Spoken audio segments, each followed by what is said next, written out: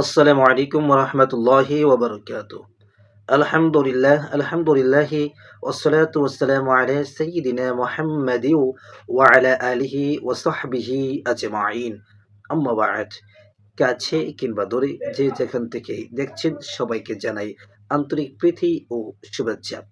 আজকে আমরা ইমাম নববীর ৪০টি হাদিসের আমরা শেষ হাদিসটি নিয়ে আলোচনা করব।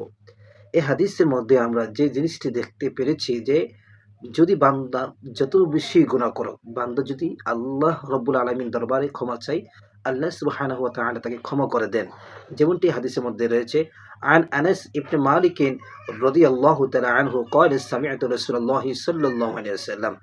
এই হাদিসের মধ্যে হযরতে আনাস রাদিয়াল্লাহু তাআলা আনহু তিনি বলেন যে নবীজি সাল্লাল্লাহু আলাইহি ওয়াসাল্লাম বলেছেন, ইয়াকুল, নবীজি বলেছেন, قال الله تعالى يا ابن آدم إنك ما دعوتني ورجوتني غفرت لك على ما كان منك ولا أبالي।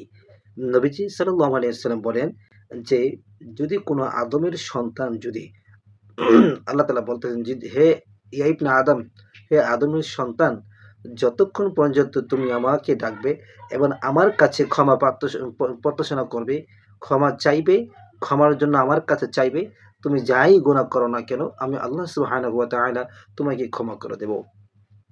তারপর আল্লাহ সুবহানাহু ওয়া তাআলা বলেন, ইয়া ইবনে আদম লাউ বালাগাত যুনুবুকা আনাস সামাই সুম্মা ইস্তাগফারতানি গফারতু লাকা।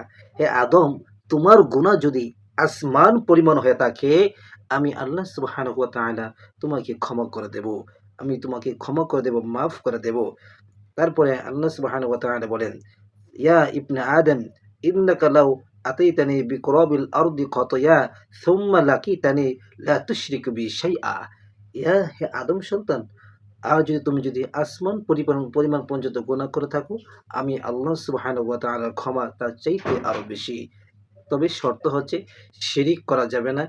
আল্লাহ সুবহানাহু ওয়া তাআলা সূরা লুকমানে বলেছেন, ইন্নাশ শিরকা লাযুলমুন আযীম। নিশ্চয়ই শিরিক হচ্ছে মহাপাপ। সুতরাং শিরিক যদি কোনো মানুষ করে, শিরিক ছাড়া যা করবে আল্লাহ সুবহানাহু ওয়া তাআলা তাকে ক্ষমা করে দেবে।